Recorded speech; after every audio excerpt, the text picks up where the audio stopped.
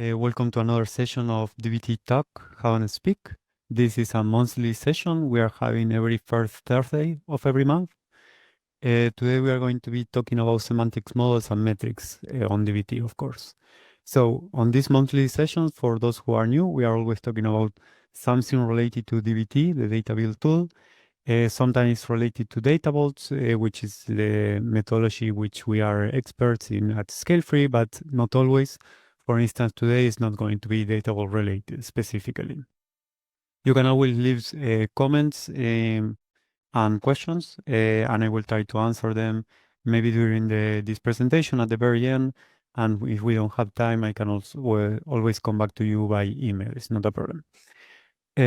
I just want to quickly let you know that in January, we are going to be skipping this DBT talk. So we are not going to be behind the DBT talk on January.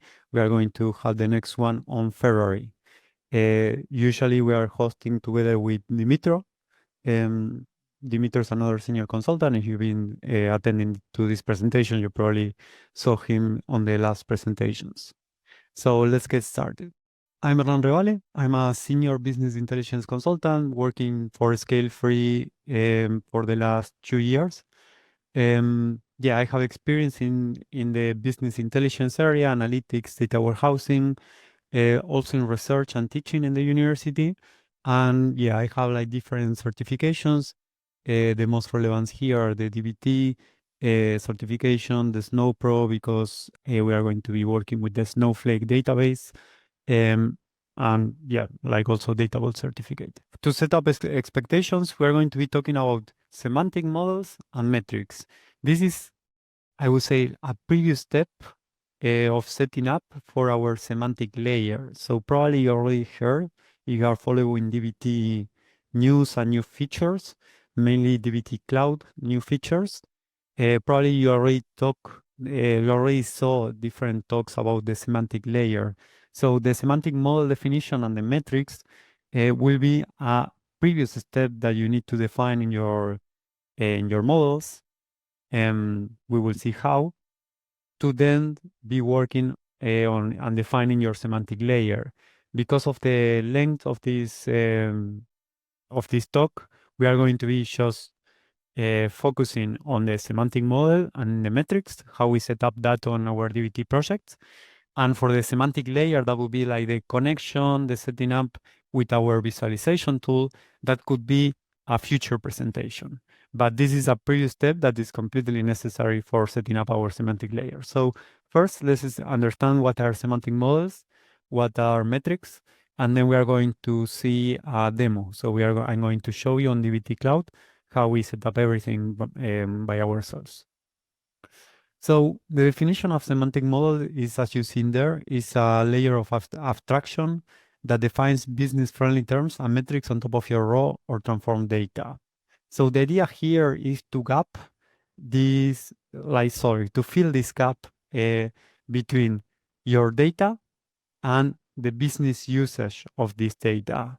So we are going to extend the capabilities of DBT, which usually was until our information marks, and we are going to put a step into how the business start to use the data, how we define these metrics. The idea is to have a governed, centralized way to define our metrics. So we are going to see how we do that.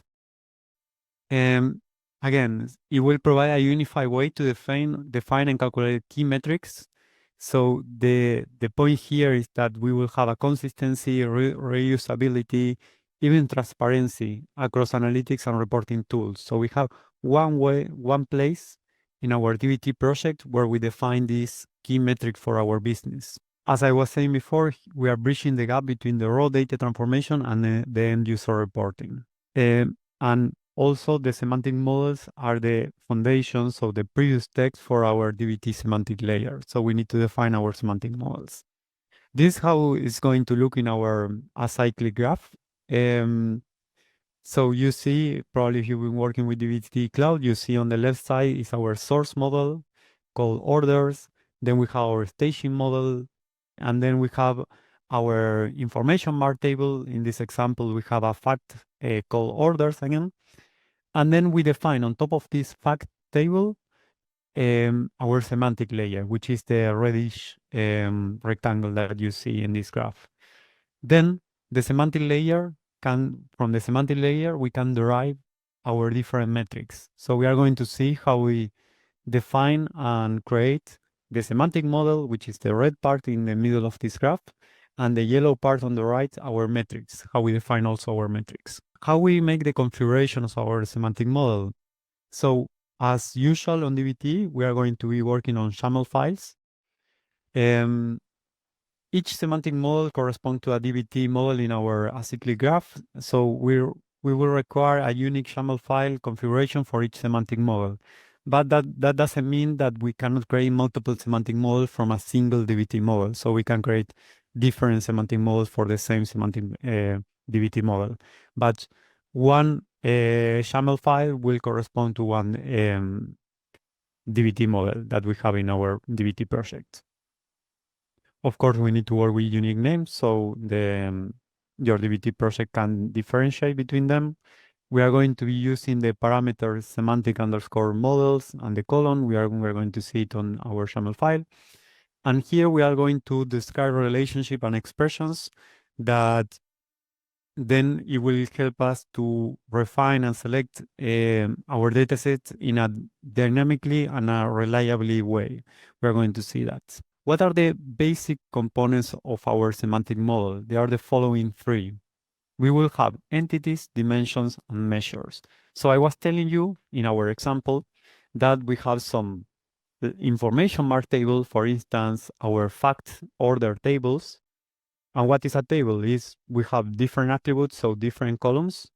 So each of these columns needs to go in one of these classification. It could be an entity, it could be a dimension, it could be a measure. So what is an entity? An entity is a column that describes the relationship between various semantic models. For instance, a business key, an ID. Then what is a dimension? A dimension also, if you are used to work with facts and dimensions, this with dimensional model, this probably sounds familiar. But they are the columns that you want to slide, dice, group, and filter by. This could be things like timestamps. This could be categories, different categories that you want to group by.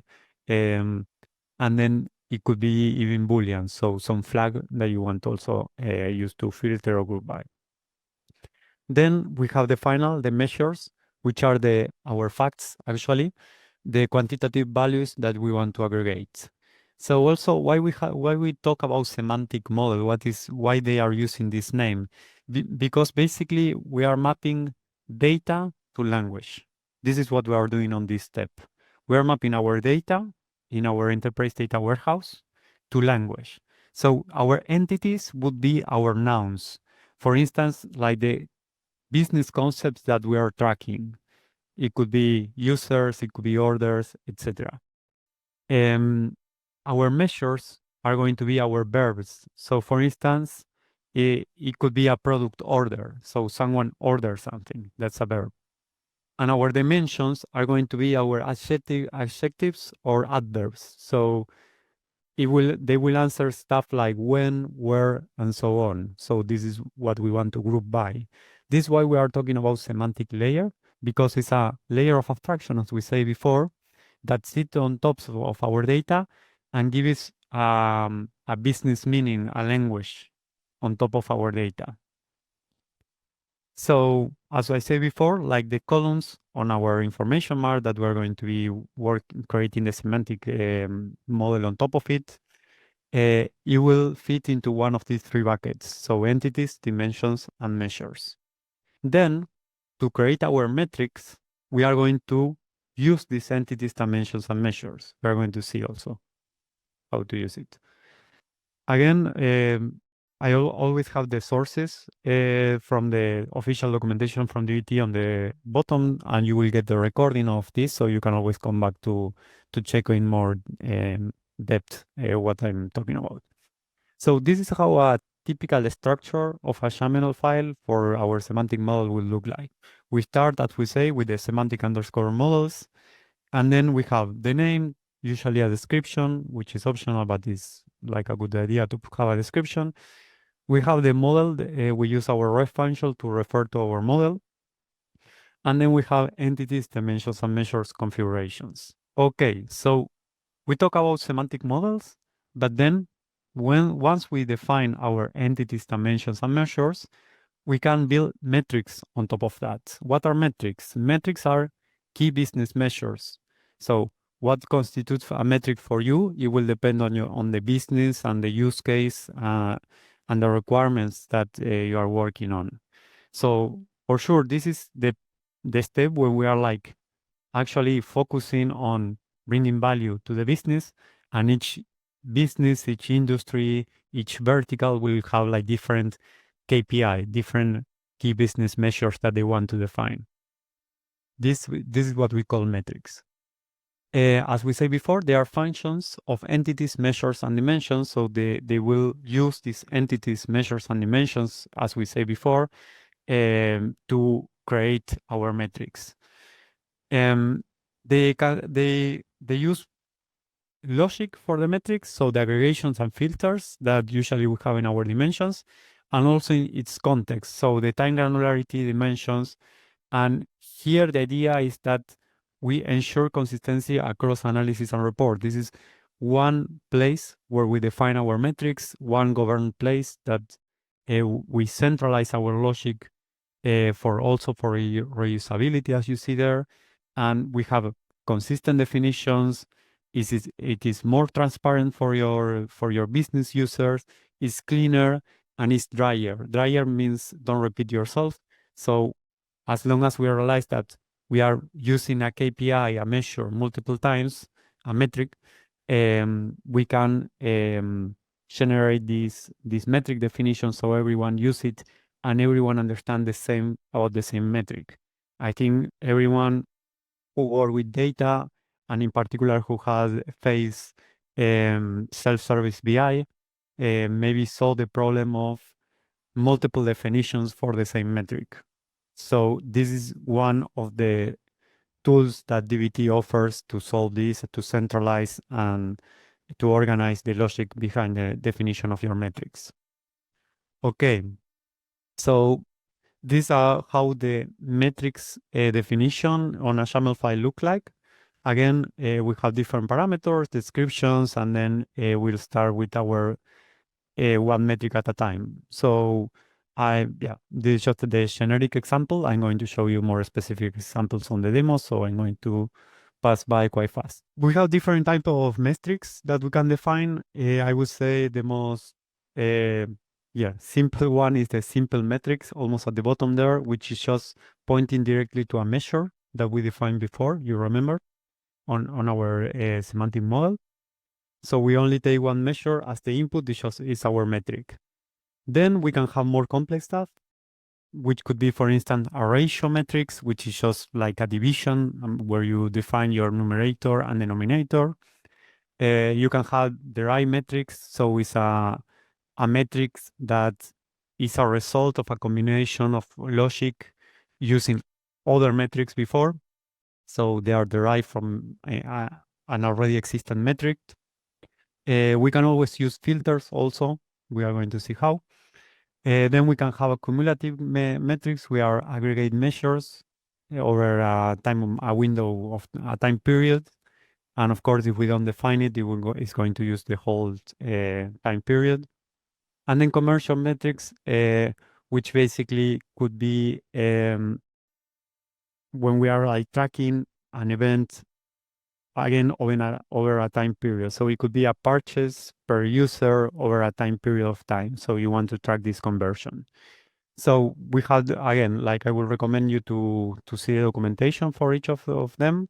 But right now we are going just to come up with some examples.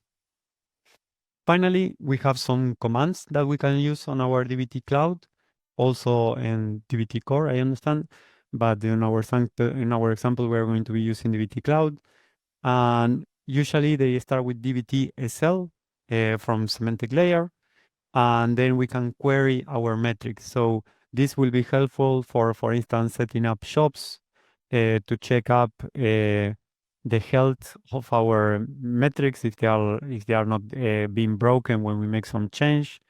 And of course, like just to query them to see if the results make sense. So you can do it directly here. We don't need to go to the visualization tool. So we can query them on dbt. So we are going to show the different commands.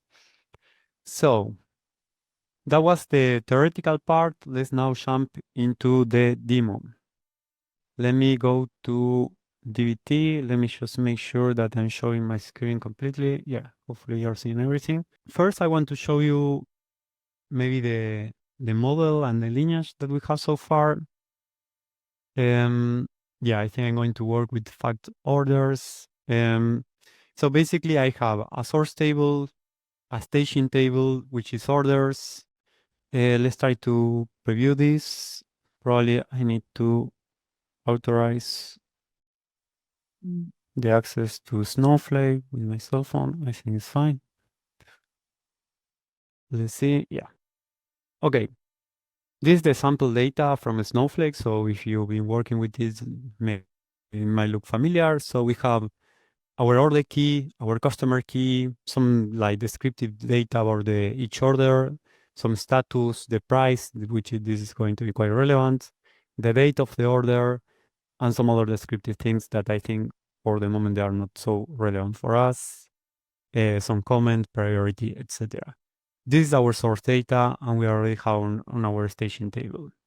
So then I created already on top of it this fact table. Let's also preview it. Just a simple select statement, but here I just have the key, the customer key, the order date, and the total price. That's all I have. So I'm going to create on top of this fact orders table, a model that we have here already working. I'm going to create our semantic model. I have my metrics folder. I'm going to create inside here our file.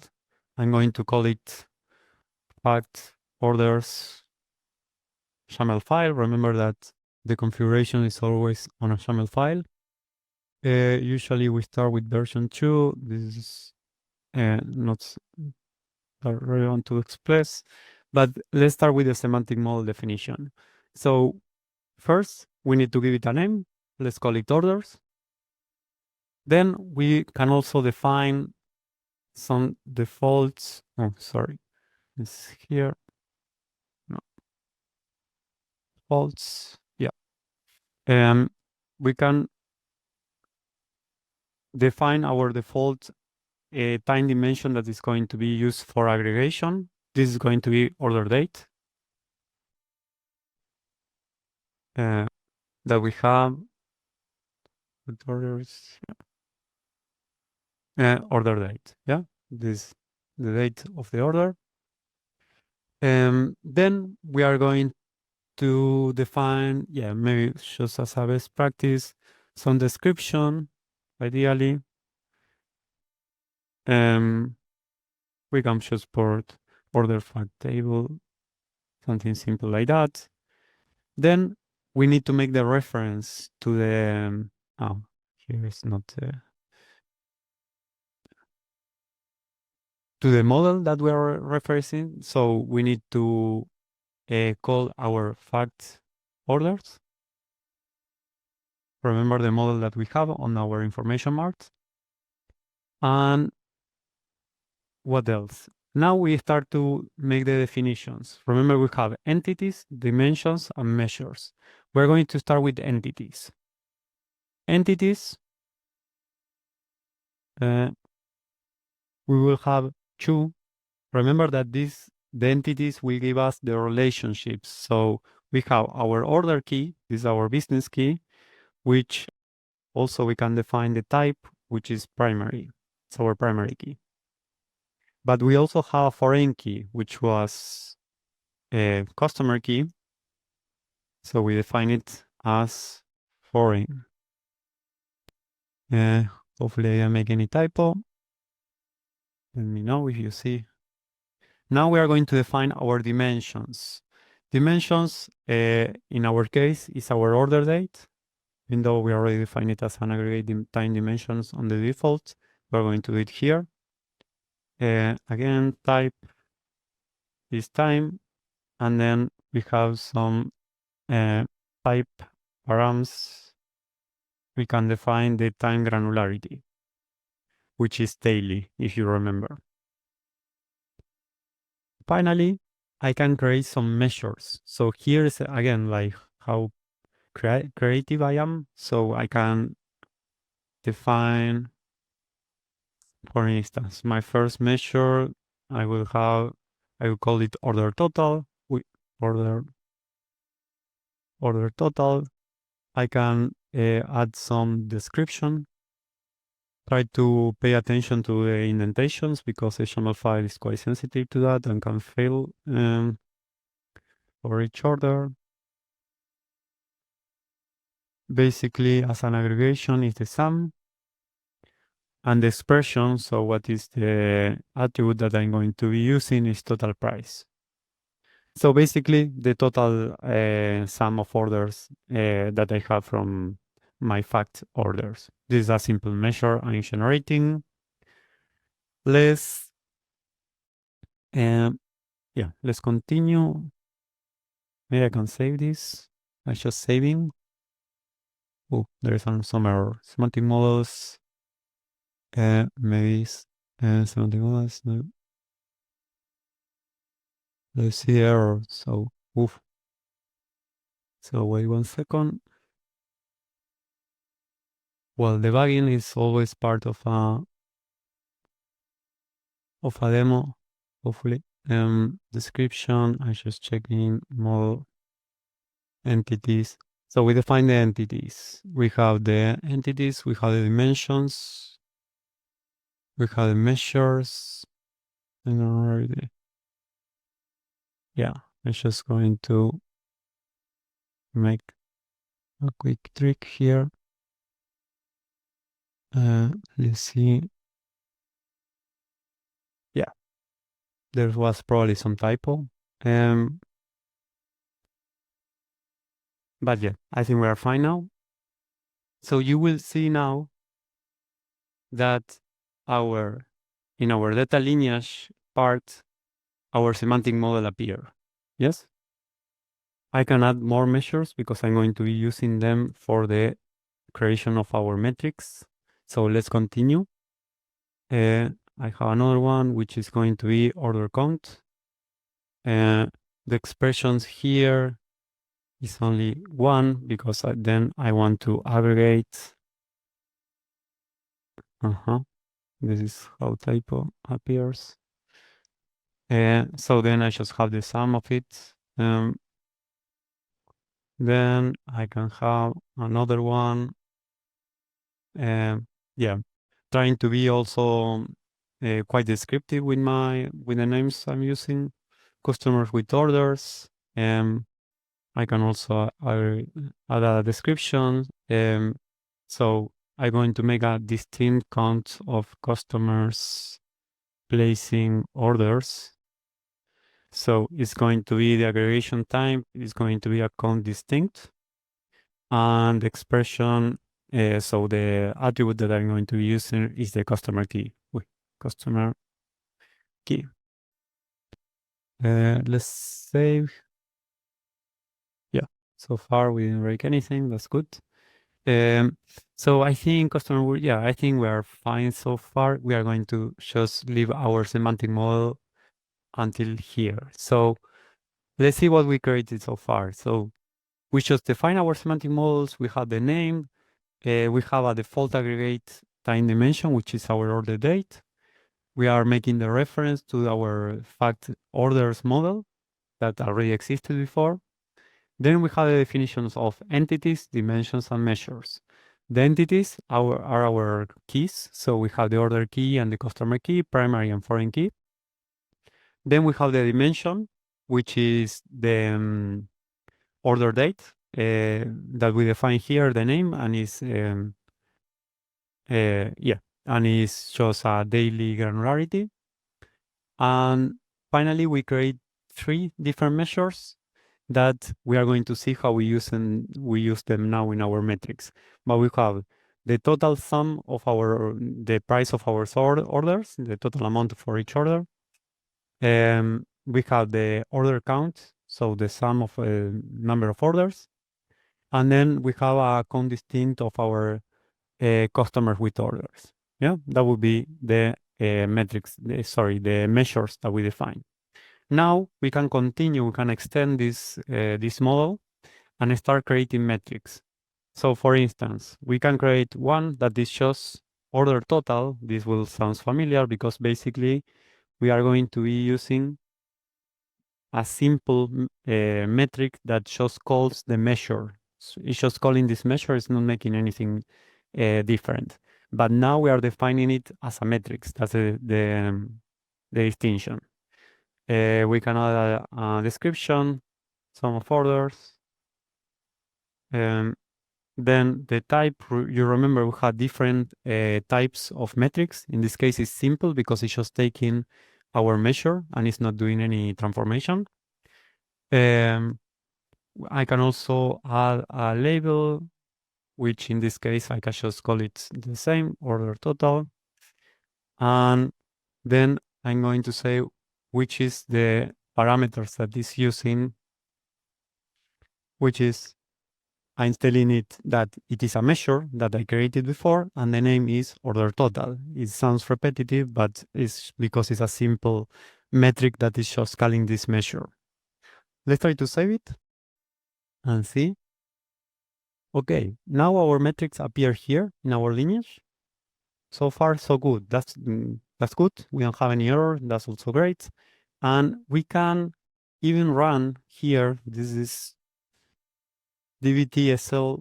Hopefully it's not too small, but I'm reading it. And maybe I can, yeah, maybe it's a bit better for people. Sorry if it was too small before. So now I'm running DVT-SL validate. Let's see. Maybe I need to authorize again the connection to Snowflake. I think it was just authorize it. Yeah. So basically here I'm just validating my semantic layer. And yeah, it's just telling you different steps and if they succeed or they fail. So they succeed, it was a success, this run, so everything fine. It was just a test to see that my semantic model is working. This might be helpful for you if you are working with the semantic model for your shops definitions. You remember like when you are like deploying something, you have the shops on DBT Cloud and the shops can have different steps. You can add DBT-SL validate as a step inside your shops. So you know if you break something when you are like developing something, you have some trigger that you will fail some of your steps and you know that you need to fix something on your semantic model, something happened. I also can run here DBT-SL list metrics. Let's see what I have. This was usually is quite fast. So you will see the list below shows metrics in the format of metrics column dimensions. So we have our metric order total, and these are the dimensions: metric time, order key, order date. As long as I'm going to add more metrics, I'm going to see more results when I do DBT-SL metrics. And the last command that I want to show you is that we can query our metrics. I can metrics order total. Let's see if it works fine. It says succeed. And then I have an order total. Yeah, it's a crazy number. Like here, I'm not focusing on the data. I'm just using some sample data. But you can see I can just query my metric. I have a total number of my orders, the sum of my orders. This is what I define here on my YAML file. Yeah. So just to continue, make it a bit more complete, I'm going to show you other metrics that I'm going to create and maybe even to combine them. So let's continue. We are going to create another metric called order count. Again, this probably sounds familiar because it's a simple metric that is using the measure. Description, number of orders. We have the type already, which is simple. The label that we need to define, order count, could be something different, but in this case, I'm just like using type params. Measure as we know, then the name is using order count. You remember, we also have these definitions here: order count, measure, order total, order count here. Yeah. So let's save it and see if it appears here, ideally. Yeah, order count is here. Again, just for the sake of example, we are going to show if we can query it. I just query this order count, and we have 1,500,000 orders. Yep. Simple metrics so far. So we have order total, order counts. So now let's make a bit more complex. Imagine that we want just to filter large orders, large orders. I'm missing an R. So what I'm saying here, let's put a description. So here is the count of orders with order total more over, let's say 200,000. Just because I need it, I know it's a metric that for me is relevant. I don't know, they have different treatment or something like that. I want to identify, to count actually, the orders that they have an order total over 200,000. So again, it's a simple metrics because you will see that we are going to be using the order count, but we need to define simple label. We need to define some filter. If you remember, we can filter. So these are, we can put these large orders, this all another format. If we want to do it, and then we have the type params, we have the measure, and the name. So this is the same as before, order count so far, isn't it?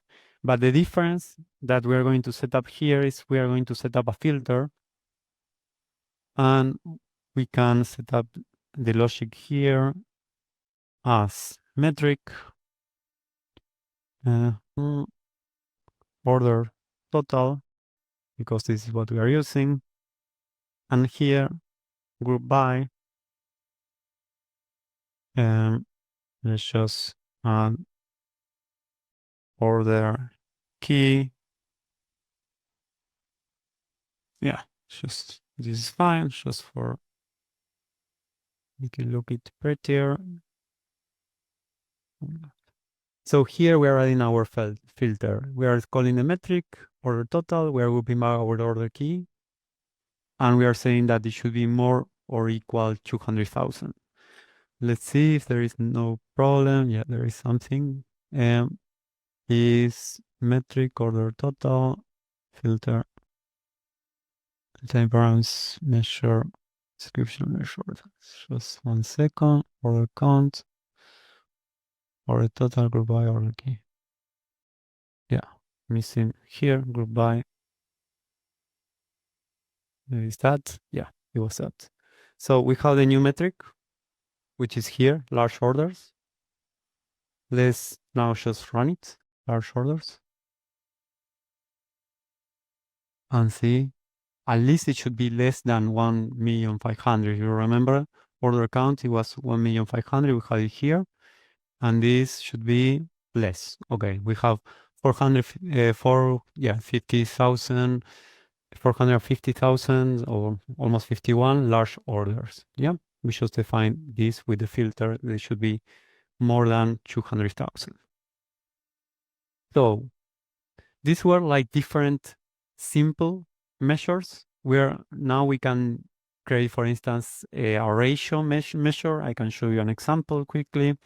So for instance, we want to calculate average order value, or the value, the label as usual. I can be more creative, but not now. I'm just going to put the same. You can see I'm just changing the order of label description, but it's just a configuration, it's not a problem. But average value of each order. We can have the type here. This is what is changing. Oh, type ratio. Yeah, just makes it. Ratio. Yeah.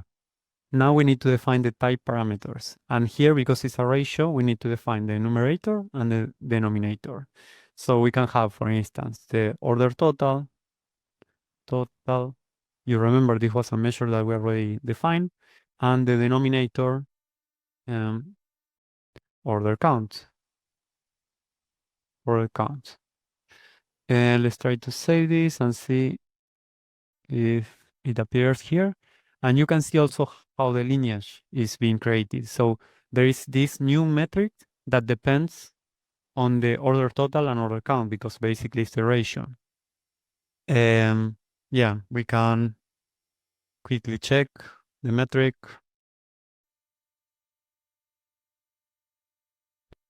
Yeah, we have some measure by 151,000 for this average order value. So we are quite successful. That's great. So I can also quickly show you a cumulative order amount months today label, just using the same as the label, a bit lazy. So basically here is the months to date value of all orders. And the type here is cumulative. This is the difference. It's another type of metric. And we need to define the type params, which in this case, we are also using a measure, which is, we need to give it, what is the name, order total. But also we need to give it the grain to date, which is going to be months. Let's save it. Let's see. It appears here. That's great.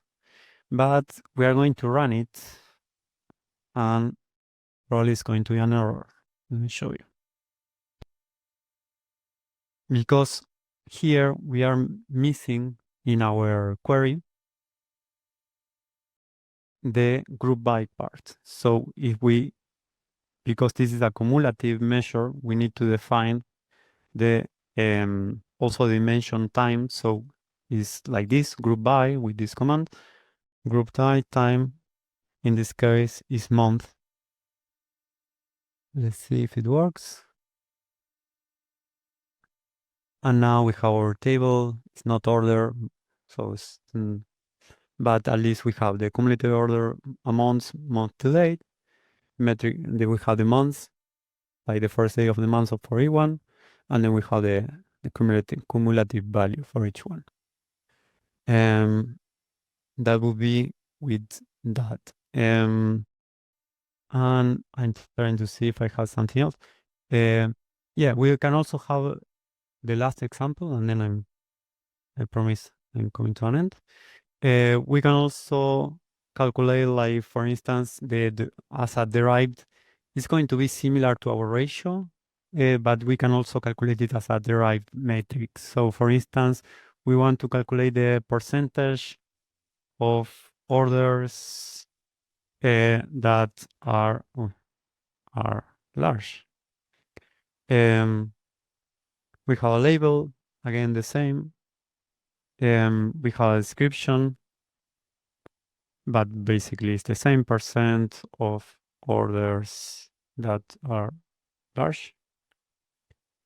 And here in this case, just to show you a different type, we are going to use derived, because it will derive from other measures, metrics that we have, sorry.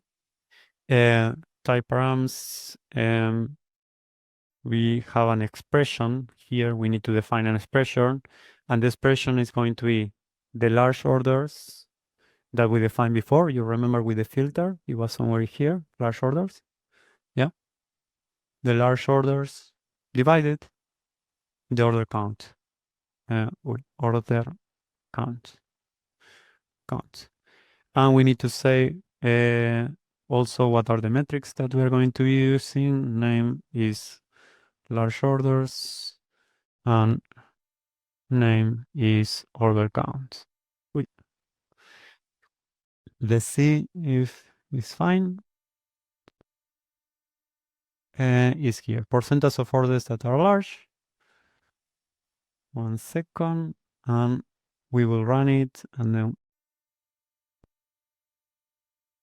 we'll see if it runs fine. But in this case, it's a derived metric. Yeah. It should be a percentage. So 30%. Yeah.